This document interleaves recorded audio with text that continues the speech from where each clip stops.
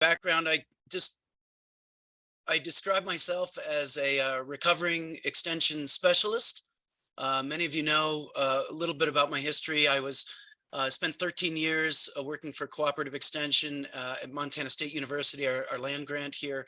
Um, and I was dismissed for no cause back in 2020.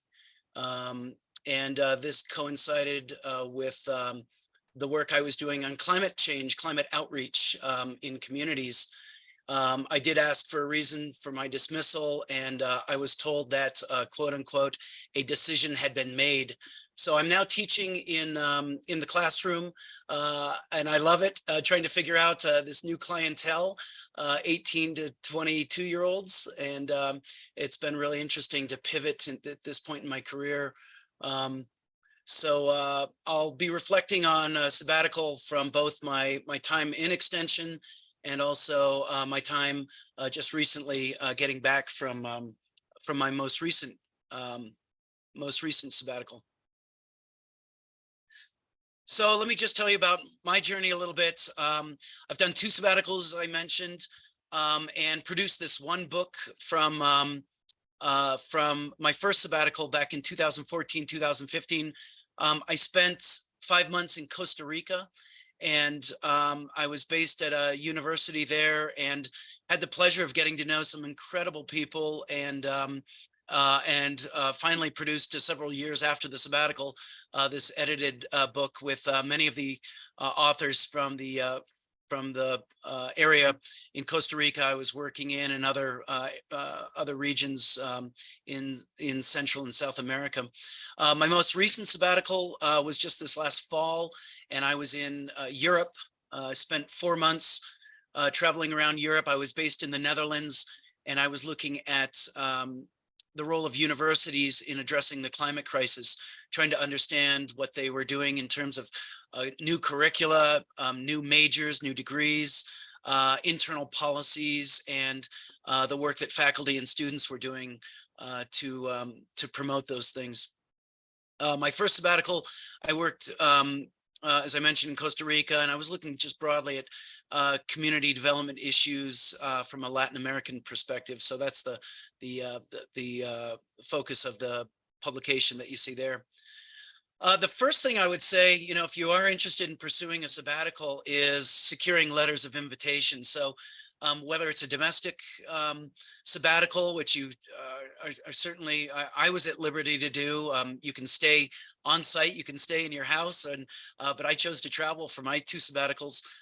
But securing that letter of invitation from a host institution is absolutely critical, and I think it was in my case. Number 2, I was lucky enough to get funding, internal funding through our university. I'm assuming most of your universities have some funding as well, and many universities, I think, are supportive of these kinds of efforts for the reasons I'll talk about in just a couple of minutes. The value added in terms of your own career, and the benefit to the institution, and justifying that, which I'll talk about in just a minute. So as with any sabbatical, you often have deliverables, and for me, it was I had to write a report, of course, which I'm working on now. I have 6 months since my return at the end of December, so completing that for our provost. I have to make a public presentation, which I'm doing next week. Incidentally, I'm organizing Climate Week at my university, and we have 10 different activities across our campus, one of which will be my sabbatical presentation. I'm working with 5 students on some really exciting things for Climate Week. A bit of an aside, but activities like student and faculty seminars. We have a 1.5-minute climate talk that we're doing out on our outdoors, but outside of our president's office, as a matter of fact. So we'll invite anyone to come up for 90 seconds to talk about climate change. We have other things with, music and arts and that kind of thing. So anyway, public presentation is required.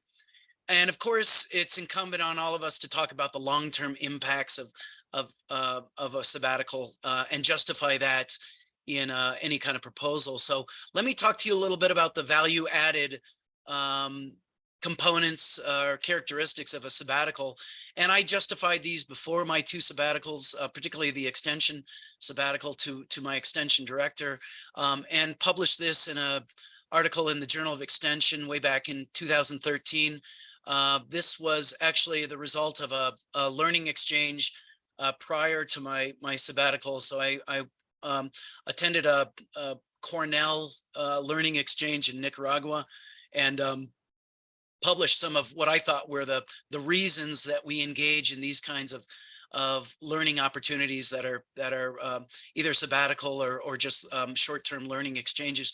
The first time is that this gives you a firsthand experience. You know, this is a real world experience to reach out to, you know, in my case, it was a rural with rural outreach officers in Nicaragua and Costa Rica, to find out the differences and to experience those differences in contexts and cultures and address similar issues, whether it's community development or natural resource or youth development, et cetera. And there's nothing obviously like being there in person. Secondly, developing networks, and the networks I developed in this last sabbatical in Europe are absolutely invaluable. Some of the faculty I met with are inspiring, working on the same things, and to be able to kind of compare notes with these colleagues is nothing short of just an incredible opportunity to be face to face with colleagues that are doing the same work and developing these kinds of relationships that will last the rest of our careers. Third, information sharing, that what we talk about in the article as the other value-added component to a learning exchange. So opportunities for mutual learning that we get as much as hopefully that we're sharing with our colleagues in other cultures and contexts. Fourth, provided an opportunity to promote self-reflection and to think about, you know, where is my career going? What is my contribution to the system? Made me kind of question and better understand my role as an academic, but also as a global citizen, and allowed for new enthusiasm for developing new programs that came with those new ideas. The fifth reason, value-added reason for a learning exchange or sabbatical is the training that you get on site. In my case, language training with both sabbaticals, and also diversity training, formally or informally. And I obviously communicated with colleagues before the trip and now after the trip, and it's provided this opportunity for team building as well. And then the last thing, the last value-added component, I think, is just, I think, an enhancement of our mission for the institution. So I think it helps us, it helps me to make more informed decisions, and I think consequently it helps our institution to be a better player in terms of global or regional or whatever the context of your learning is. Helps us make better decisions as an institution. So those were the 6 justifications that I came up with, and feel free to beg, borrow, and steal. You know, if you're looking for a justification for why a sabbatical provides value to your institution and obviously to you as an individual in your career. So as Alicia said, this was going to be short and sweet, and there's my contact information, and would be happy to entertain questions or comments or hear your thoughts on future or past sabbaticals. Thanks, everyone. And Thanks, I'm Paul. happy to facilitate questions. Go ahead. I see your hand up, Jennison. You want me to go ahead? Yeah, please. John, I see John, you have your hand up too. John, will you go first? Thank you. Paul, I was curious, since you did your sabbaticals overseas, were you a native Spanish? I mean, do you speak Spanish, or did you find that you didn't need to necessarily know the language of the host country? And was this a handicap to you if you didn't? Yeah, great question, John. And obviously, not being proficient in a language is is a disadvantage. But I was lucky at the university in Costa Rica. It was called CATIE, and I'm happy to provide any of the information and contacts with the places that I went. But I was lucky that it was an international university, and actually all of the students spoke English and wanted to practice their English. So even though I wanted to practice my Spanish, I would find that people would just respond to me in English and wanted to practice their English. We're lucky in that, many people speak English as a second language quite proficiently. And that was the case, obviously, in Europe, particularly in the Netherlands. Everyone, 98% of the people spoke English. So it really wasn't an impediment. But obviously, it's to our advantage to become as integrated as we can into the cultures and places we're going.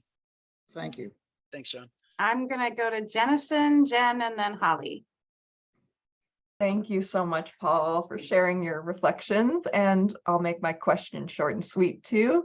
I would suggest and hope that you could add to your list a number 7, that is increased productivity for kind of the long game. In the short term, I could imagine that a lot of people might say, oh, that sabbatical is you're just going and having fun. It's like delaying progress on things, but I'm just curious your take on that. That's great. Yeah, and I think it had been a while since I looked at that article from 2013, so I just kind of put that together this morning and thought, I think it could definitely be expanded. But I'd like to think that we're more productive and maybe more creative as a result of these experiences. So feel free to add that to the list. And obviously, I think back to my earlier point, we need to justify why an institution is funding this kind of an experience. And so that list for me, I thought was fairly complete, but could certainly be added to. And I think that's a great point. Paul, this is Chuck. I think for me, one of the real advantages is that when you come back, is that you bring all those experiences into the classroom, and then you're able to share a broader base of knowledge with your students because of those experiences that you've had. Chuck, that's a great point. And, I guess I would add to that, not just the classroom, but in terms of collegiality and the interaction with my colleagues. And I'm currently working with a new group that I started called the Climate Solutions Group. It's a group of faculty and students that we engage every 2 weeks on discussions about curriculum and research and outreach.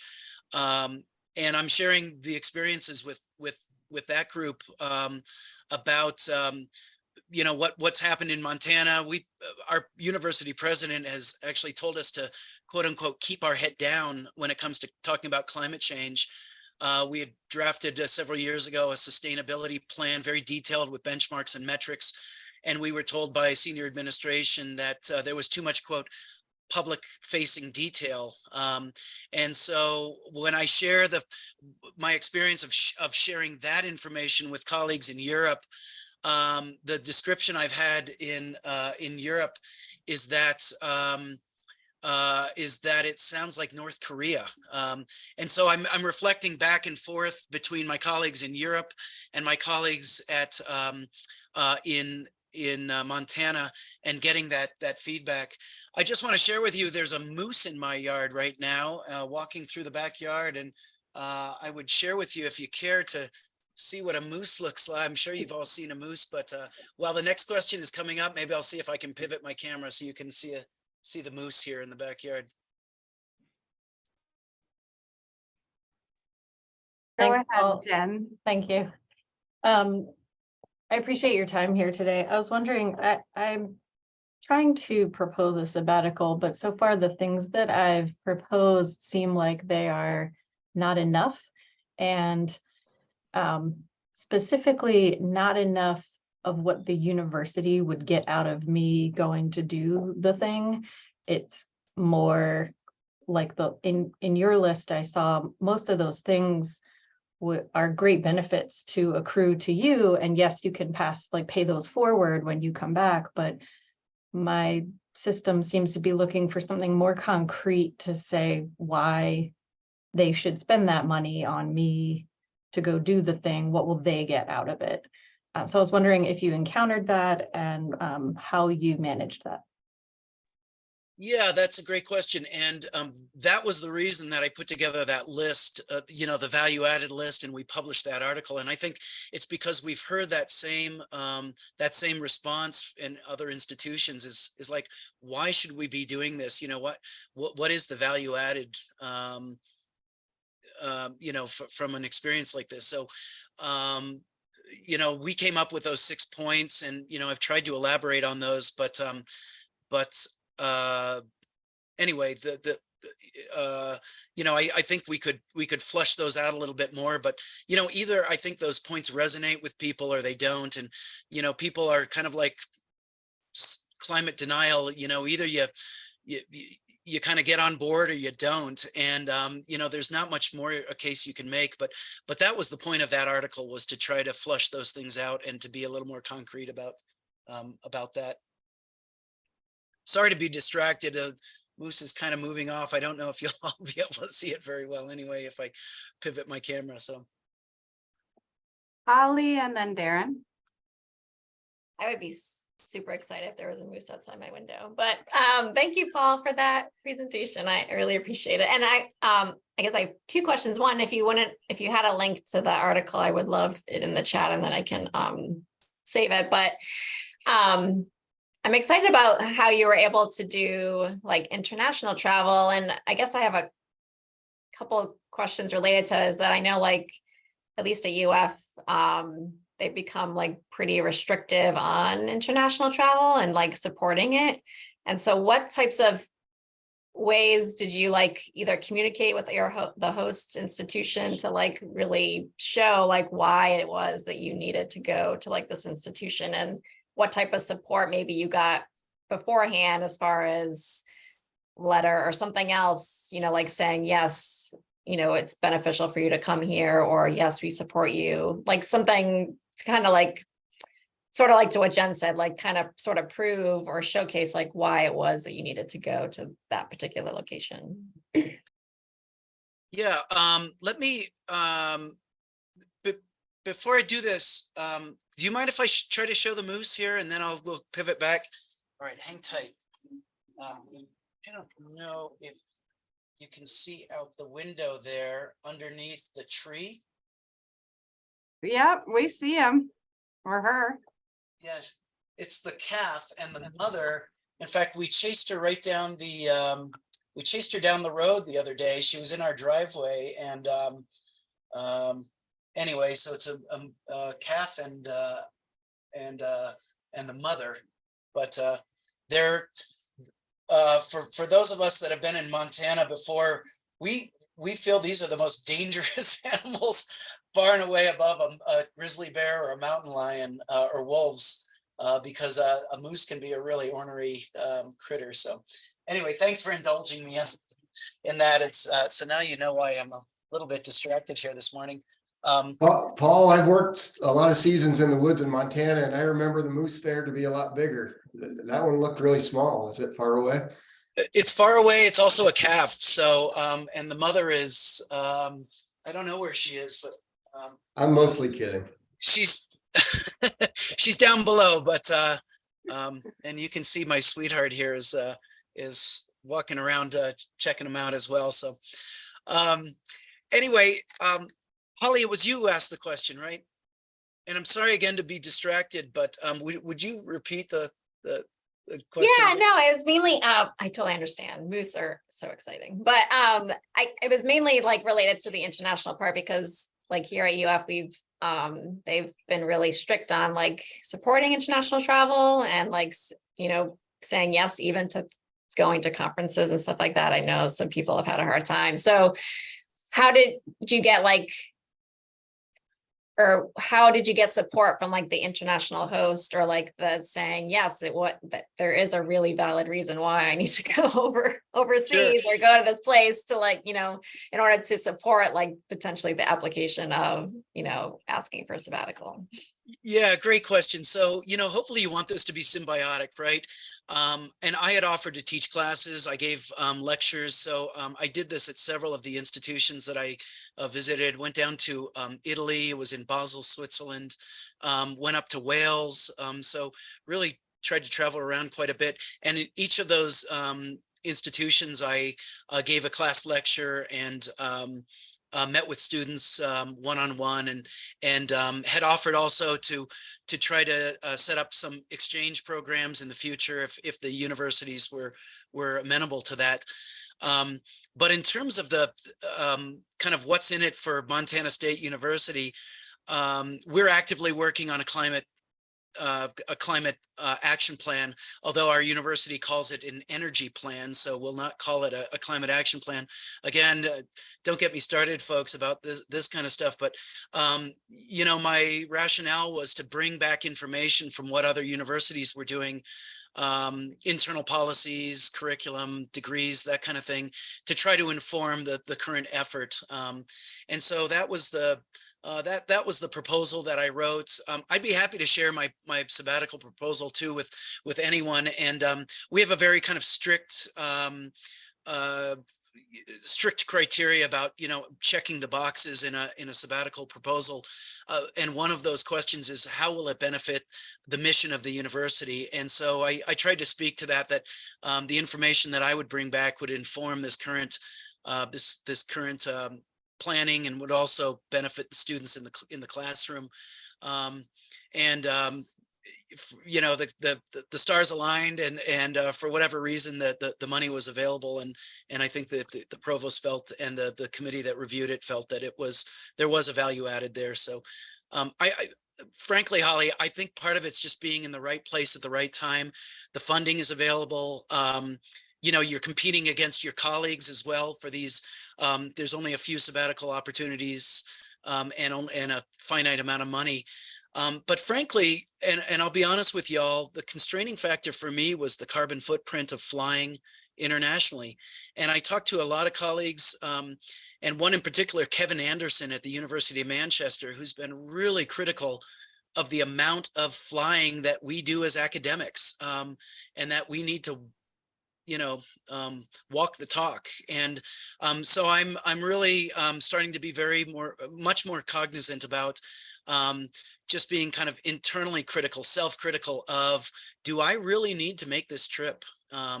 Is this something that I can do by Zoom or WebEx? And in fact, I'm giving a WebEx tonight, a Zoom to a church about an hour and a half distance. And instead of driving, I've chosen to do the on climate justice. I'm choosing to do the presentation by Zoom, and they were fine with that. So I think all of us maybe need to kind of start to think about this question of, do we really need to travel internationally? And, you know, not to sound like a hypocrite as a guy who just came back from a trip, but I think we need to, instead of doing kind of more trips, maybe concentrating those trips, doing, you know, one trip and spending more time in a place. So Holly, I hope I answered your question and didn't dance around it too much.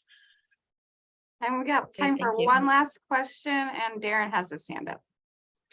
Thank you, Alicia. Thank you, Paul, for your presentation. Sure appreciate it. I am fortunate to have, I found out in January that I actually do get sabbatical. I didn't think that came with my position, and my boss told me I had 2 weeks to get my paperwork in, which I did, and now I have a approved sabbatical proposal in, and part of it is I'll go to Alaska next summer and continue to do the kind of biochar work that I do up there.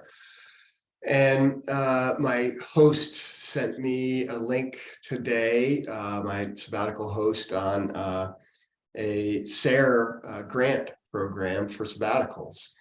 And I'm considering that. I'm probably going to go through with that proposal, but I'm thinking about two pieces of advice from colleagues. One was my boss, who told me, don't get another job, come back refreshed. You know, she knows my tendency to pile stuff on too much. And so part of the question is that, assume that would add more work to the whole process. And then the other part is, yeah, you're supposed to relax and have some fun and not, yeah, I guess it's, I got that advice told two different ways and from people I really trust. So yeah, any thoughts about that, about whether you should try it? Yeah. Just to keep it short and sweet, yeah, I think you can do both. And, I certainly took advantage in both locations of enjoying the local culture, but also produced a book. And so I think as workaholics, that's not going to change. We're not going to be cured. And you can try your 12-step program to not be a workaholic anymore. But I think you're well-intentioned. So I say go for both. And sleep in the grave, as my grandmother used to say. And fire, and when I was on a hotshot crew in Montana, we used to say, you got all winter to sleep. Right. And Beth has a quick comment and then we'll wrap up. I do. It's very brief. I just want to reference your climate change comments. I had a conversation with my assistant institute director yesterday regarding creating a think tank around climate change, specifically because we need to get plans in place regarding climate change immigration, which is not a matter of if, but when. The trickle is starting, it's going to flood. We're going to see a lot of southern and eastern seaboard people moving into the greater Great Lakes area. And I think that we need to have some plans, policies, and things in place in advance in order to preserve and conserve our natural resources from overdevelopment and just flat out war over water resources. just saying. The only reason why the United States has not had civil wars because they don't have resources to fight over. Wars are always about resources, and and as long as resources are available, there's no civil war. But as soon as resources become scarce and unavailable, we can expect conflict. So